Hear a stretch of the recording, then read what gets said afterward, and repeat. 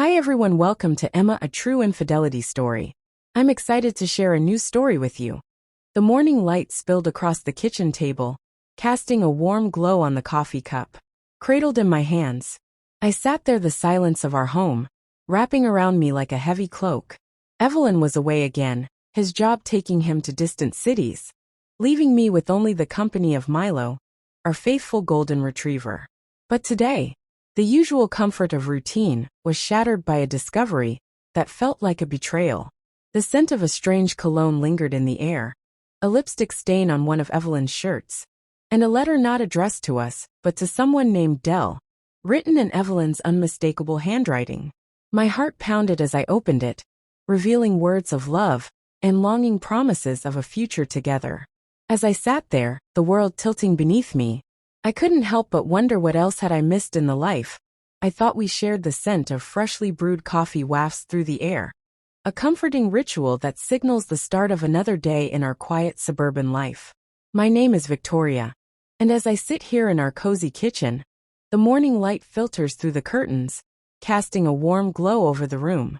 Evelyn, my husband, is already gone, his engineering job taking him to distant cities, leaving me with the solitude of our home and the companionship of Milo, our loyal golden retriever. Milo, with his soft brown eyes and wagging tail, has been our constant for 5 years. He's not just a pet, he's family. His presence fills the house with a sense of security and love, especially on days when the silence can be overwhelming. Today, like many others, I find myself alone with my thoughts, the ticking of the clock and the occasional bark from Milo as he chases after a squirrel in the backyard. Life here has always been predictable. Evelyn's business trips, my gardening, the routine walks with Milo, and the occasional dinner with neighbors. But recently something has shifted, something that has pierced through the veil of our everyday existence. It started subtly, almost dismissively. I noticed small things out of place, like the kitchen drawer left slightly ajar, or the scent of a cologne that wasn't Evelyn's lingering in the air. At first I chalked it up to forgetfulness, or perhaps a neighbor stopping by, but then, the signs became undeniable. One evening after Evelyn had left for another trip, I found a lipstick stain on one of his shirts, a shade I've never worn. My heart sank, but I convinced myself it could be an innocent mistake, a mix-up at the dry cleaners. Yet the doubt seated itself deep within me, growing with each passing day. The real shock came when I was sorting through the mail. Among the usual bills and junk mail, there was a letter not addressed to us, but to someone named L. The handwriting was unmistakably Evelyn's. My hands trembled as I opened it, my mind racing with possibilities. The letter was intimate, filled with words of love and longing promises of a future together. It was clear this wasn't a fleeting affair. It was something deeper, something that had been going on for a while. I sat there, the letter in my hands, feeling the world tilt beneath me. Milo, sensing my distress, nuzzled his head into my lap, his eyes full of concern. I couldn't help but wonder how long this had been happening right under my nose in our home, our sanctuary. The days that followed were a blur. I went through the motions, but my mind was elsewhere, replaying every moment. Every interaction with Evelyn, looking for signs I might have missed. I started to see him differently, not as the hard-working, devoted husband, but as someone with secrets, with a life. I was not a part of the silence of our home, once comforting, now felt oppressive. Each creak of the floorboards, each whisper of the wind outside seemed to mock my naivety. I began to question everything, our marriage, our life together, even my own judgment. But what I'm about to tell you isn't about a typical day or a mundane routine.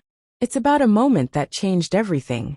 It's about the unraveling of a life I thought I knew, the discovery of truths hidden in plain sight, and the beginning of a journey I never anticipated. It was a typical Thursday evening. Evelyn was away on another business trip, this time to Seattle, and wouldn't be back until the weekend. The house felt unusually quiet without his presence, and I decided to indulge in some self-care. I poured myself a glass of wine, lit some candles, and settled down with a book, Milo sensing my mood lay at my feet, his head resting on my slippers. The night was uneventful, or so I thought, until I decided to take a relaxing bath. The warm water enveloped me like a comforting embrace, the steam carrying away the tension of the day. I closed my eyes, letting the lavender scent from the bath salts fill my senses, trying to push away the thoughts that had been haunting me. But the quiet was too loud, the solitude too stark. My mind wandered back to the letter, to the lipstick stain, to the scent of cologne that wasn't Evelyn's as I lay there, the water cooling around me. I couldn't shake the feeling of betrayal. The silence of the house seemed to echo with secrets, with whispers of a life I was not privy to.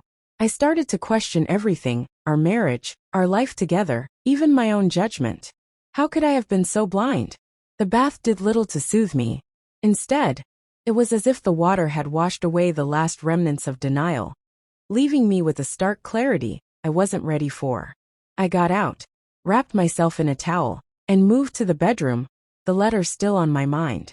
I opened the closet, looking for something comforting to wear, but my eyes fell on Evelyn's side.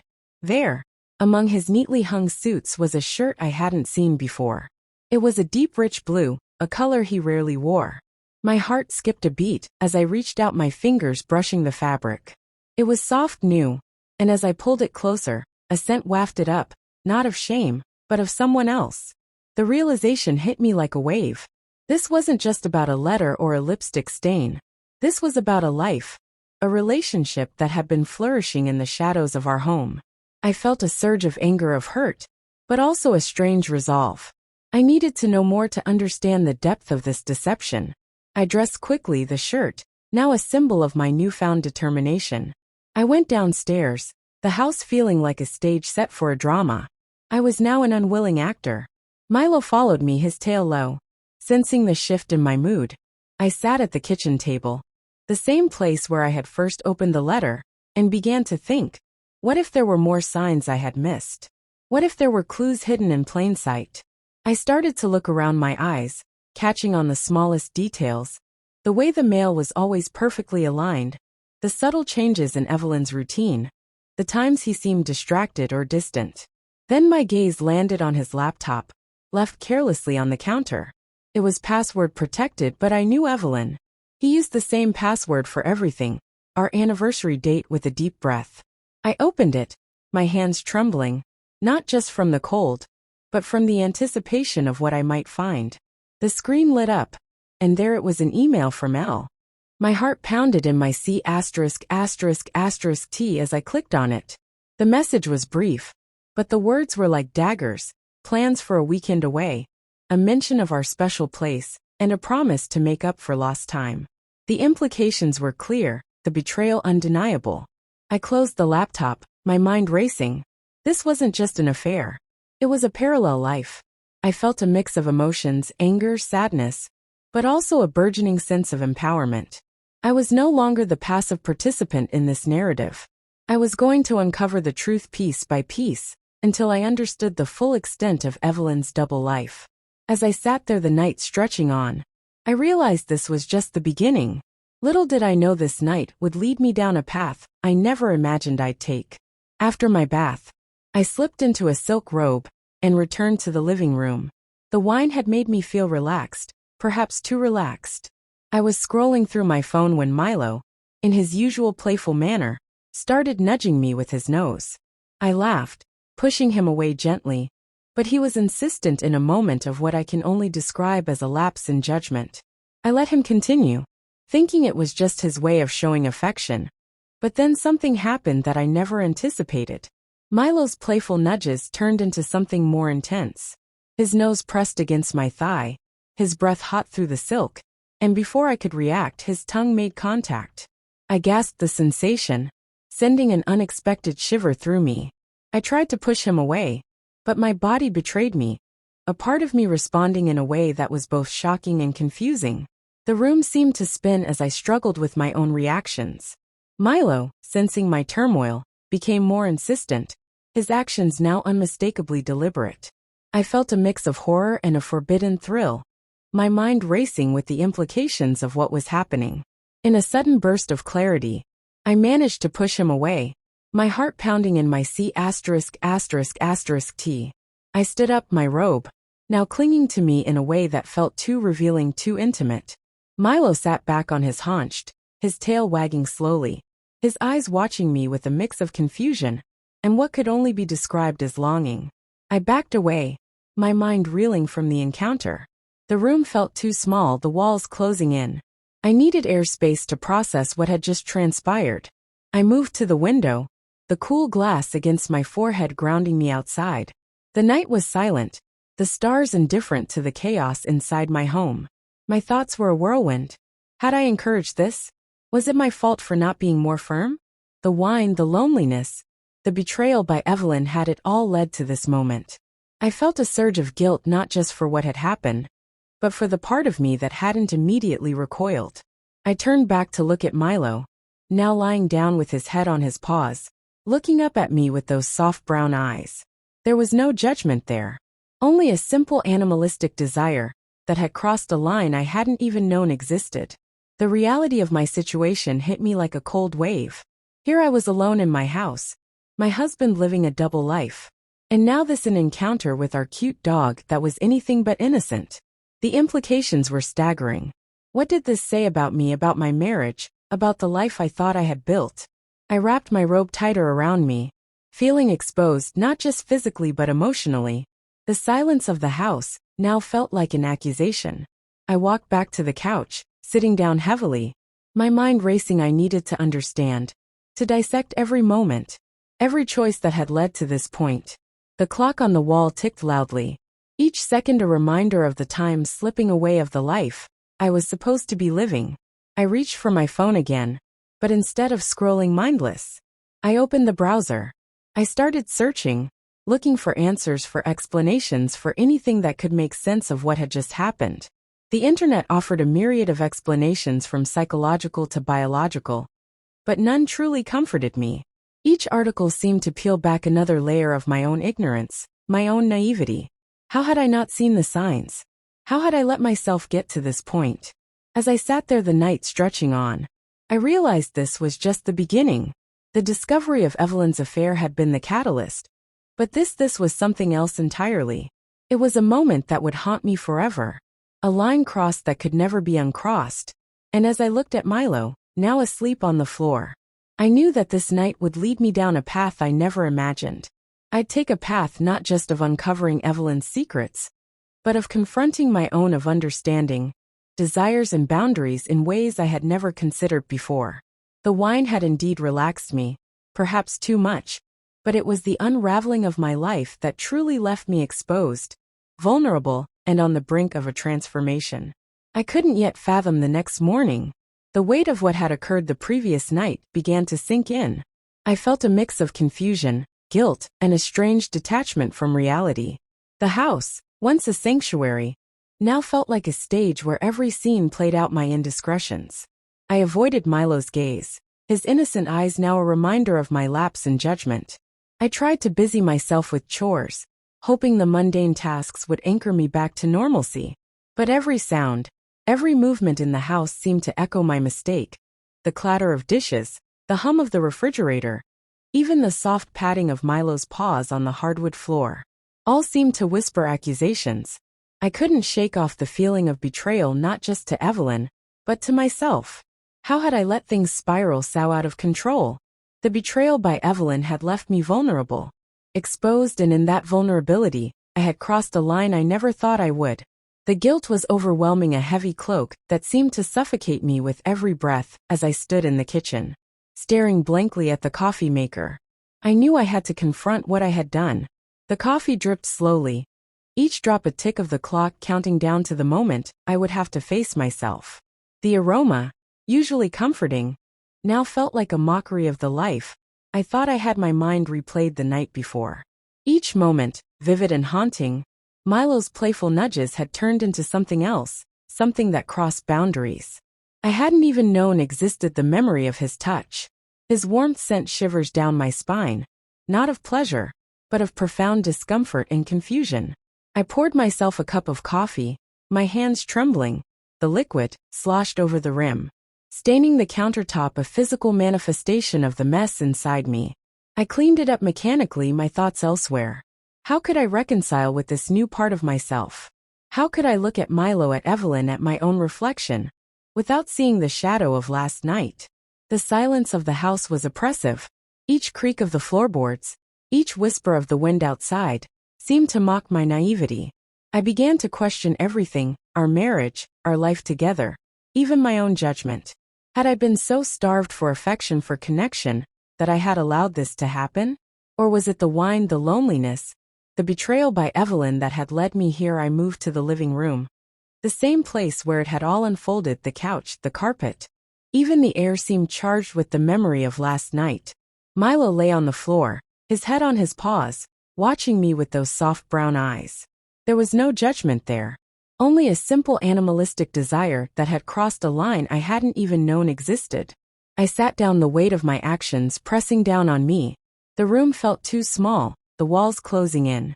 I needed airspace to process what had just transpired. I moved to the window, the cool glass against my forehead grounding me. Outside the morning was bright, indifferent to the chaos inside my home. My thoughts were a whirlwind. Had I encouraged this?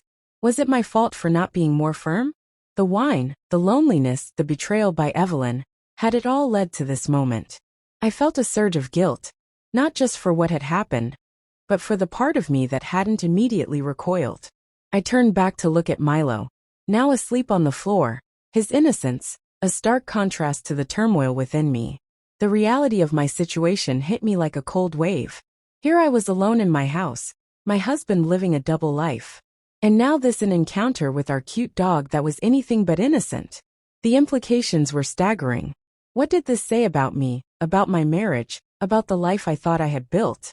I wrapped my robe tighter around me, feeling exposed not just physically but emotionally. The silence of the house now felt like an accusation. I walked back to the couch, sitting down heavily, my mind racing. I needed to understand, to dissect every moment, every choice that had led to this point. The clock on the wall ticked loudly each second, a reminder of the time slipping away, of the life I was supposed to be living. I reached for my phone again, but instead of scrolling mindless, I opened the browser. I started searching, looking for answers, for explanations, for anything that could make sense of what had just happened. The internet offered a myriad of explanations, from psychological to biological, but none truly comforted me. Each article seemed to peel back another layer of my own ignorance, my own naivety. How had I not seen the signs? How had I let myself get to this point? As I sat there, the morning stretching on, I realized this was just the beginning. The discovery of Evelyn's affair had been the catalyst, but this was something else entirely. It was a moment that would haunt me forever, a line crossed that could never be uncrossed. And as I looked at Milo, now asleep on the floor, I knew that this night would lead me down a path. I never imagined I'd take a path not just of uncovering Evelyn's secrets, but of confronting my own, of understanding desires and boundaries in ways I had never considered before. The coffee had grown cold, a mirror to the chill that had settled in my heart. I knew I had to confront what I had done, but how? The question hung in the air, as heavy as the silence that enveloped me. The climax came when Evelyn returned home unexpectedly early. He had managed to wrap up his work in Seattle sooner than planned. His cheerful greeting was met with my forced smile as he unpacked. I felt the room closing in on me. The guilt was overwhelming, and I knew I couldn't keep the secret. After dinner, as we sat on the couch, I took a deep breath and told him everything. Evelyn, I began, my voice barely above a whisper. There's something I need to tell you. He looked at me, his eyes filled with a mix of curiosity and concern. What is it, Victoria? I hesitated, the words heavy on my tongue. I found a letter and an email from. His face changed instantly, from confusion to shock, then to a pained expression I had never seen before. The silence that followed was deafening. He didn't speak, just stared at me, his eyes searching mine for some sign that this was a cruel jest. I'm so sorry, Evelyn, I continued, my voice breaking. I found out about your affair, and there's more. He finally found, his voice strained and low. More? What more could there be? I swallowed hard, the weight of my confession pressing down on me. Last night when you were away, something happened with Milo. I let it go too far. I'm so ashamed. Evelyn's expression shifted from pain to disbelief, then to anger. What are you saying? Victoria, with Milo, our cute dog? I nodded, tears streaming down my face. I was alone, feeling betrayed, and 2 didn't stop him. When I should have, I'm so sorry. Evelyn, I've betrayed our trust too. The room seemed to shrink around us, the air thick with tension. Evelyn stood up abruptly, pacing back and forth. This is too much. Victoria, how could you? How could I? I watched him, my heart breaking with every step he took away from me. I know, Evelyn, I've made a terrible mistake. But we need to talk about this, about everything. He stopped, facing me with a look of utter devastation. I don't know if I can even look at you right now. This isn't just about an affair. This is about our whole life together. The silence stretched on, filled only by the sound of our breathing. I could feel the foundation of our marriage crumbling beneath us. Evelyn, I love you. I want to fix this, to understand what's happening to us. He shook his head, his voice a mix of anger and sorrow. I need time, Victoria, time to think, to process. This isn't just about your mistake or mine. It's about us, about what we've become. I nodded, feeling the distance between us grow with each passing second. I understand, take all the time you need. He walked towards the door, pausing with his hand on the knob. I'll be at my brother's for a while. I just can't be here right now. The door closed behind him with a soft click, leaving me alone in the quiet house. The silence was no longer comforting. It was accusatory, a reminder of all that had been lost. I sat back on the couch, my mind racing with thoughts of what could have been, what should have been. Milo, sensing the shift in the atmosphere, came to rest his head on my lap, his eyes full of concern. I stroked his fur, feeling a mix of love and guilt. What have we done? Milo, I whispered, more to myself than to him. The night stretched on, each tick of the clock, a reminder of the time slipping away, of the life I was supposed to be living. I reached for my phone, scrolling through the contacts, but there was no one I could call. No one who could understand the depth of this betrayal. This confusion as I sat there, the weight of my actions, of Evelyn's secrets, of our crumbling marriage pressed down on me. I knew I had to confront what I had done, but how? The question hung in the air, as heavy as the silence that enveloped me. Cliffhanger asterisk. What would happen to us now? Could our marriage survive this? In the days that followed, Evelyn and I had many difficult conversations. He was hurt deeply, but he also loved me. We decided to seek counseling, not just for our marriage, but for me to understand my actions. The journey was long and fraught with pain, but it also brought us closer in ways we hadn't anticipated. The first session was a blur of emotions.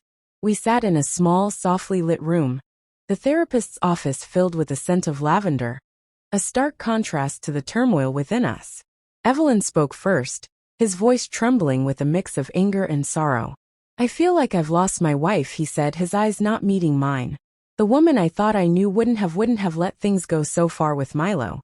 I felt the weight of his words like a physical blow. The therapist, a kind woman named Dr. Alex, listened intently, her expression one of compassionate neutrality. Victoria, she turned to me. Can you share what was going through your mind during that time? I took a deep breath, the words catching in my throat. I was alone, feeling betrayed, and 2 didn't stop him when I should have. It was a moment of weakness, of confusion. I felt like everything I knew was crumbling, and in that moment I didn't push him away. The silence that followed was thick with unspoken accusations and pain. Dr. Alex nodded, her pen moving across her notepad. It's important to explore these feelings, to understand the root of these actions. Let's delve into what led to that moment, what you were feeling, and how we can move forward from here. Over the weeks we peeled back layers of our relationship, exposing vulnerabilities and desires we had kept hidden. Evelyn's affair with Elle was a betrayal, but my counter with Milo was a different kind of betrayal, one that questioned my own boundaries and self-control. We learned to communicate better, to be more open about our needs and desires. Evelyn admitted to feeling neglected, his trips away making him feel disconnected from our life together. I confessed my loneliness, the isolation that had built up over time, making me susceptible to the comfort Milo offered, however inappropriate. It was one evening, after a particularly intense session, we sat in our kitchen, the same place where I had first opened the letter from Elle. The coffee maker was on its familiar hum, now a symbol of our attempt to rebuild Evelyn. I started, my voice steady but soft. I know I've hurt you deeply. But I want you to know I'm committed to understanding myself better, to making amends, to rebuilding what we've lost. He looked at me, his eyes reflecting the pain of the past weeks. I want to believe you, Victoria, but trust. It's not something that can be rebuilt overnight. I know, I replied, reaching out to touch his hand, which he didn't pull away. And I'm here every step of the way to prove to you that I can change, that we can change. Our conversations became a bridge over the chasm that had formed between us. We talked about everything from the mundane details of our day to the deepest fears and desires. It was during one of these talks that Evelyn brought up Milo. I think it's best if Milo goes to live with someone else for a while, he said, his voice firm, but not unkind. It's not just about what happened, but about giving us space to heal. The decision to rehome Milo was heart-wrenching. He had been our constant, our family, and now he was a reminder of our darkest moment. We found a family friend, someone we trusted, who would give him the love and care he deserved. The day we took him to his new home, I felt like I was losing a part of myself, but it was necessary for our healing process. As the weeks turned into months, we continued our therapy. Dr. Alex helped us navigate through the complexities of forgiveness, of understanding human nature's intricate web of emotions and desires. Evelyn and I learned to see each other not just as partners, but as individuals with our own struggles and needs. One evening, as we sat on the porch watching the sunset, Evelyn took my hand. I've been thinking, he began, about us, about what we've been through. I'm not saying it's easy or that I've forgotten, but I want to try, Victoria. I want to move forward with you. Tears welled up in my eyes, not just from relief, but from the realization of how far we had come. I want that too. Shame more than anything. The shadow of that night would always linger, a reminder of the fragility of trust and the depth of our capacity to hurt and heal each other. But we chose to move forward together with a new understanding of love, forgiveness, and the complexities of human nature. Cliffhanger asterisk. And while the shadow of that night will always linger, we've chosen to move forward together with a new understanding of love, forgiveness, and the complexities of human nature. If this story resonated with you, please like, comment, and subscribe. Your support helps us craft more engaging stories for you.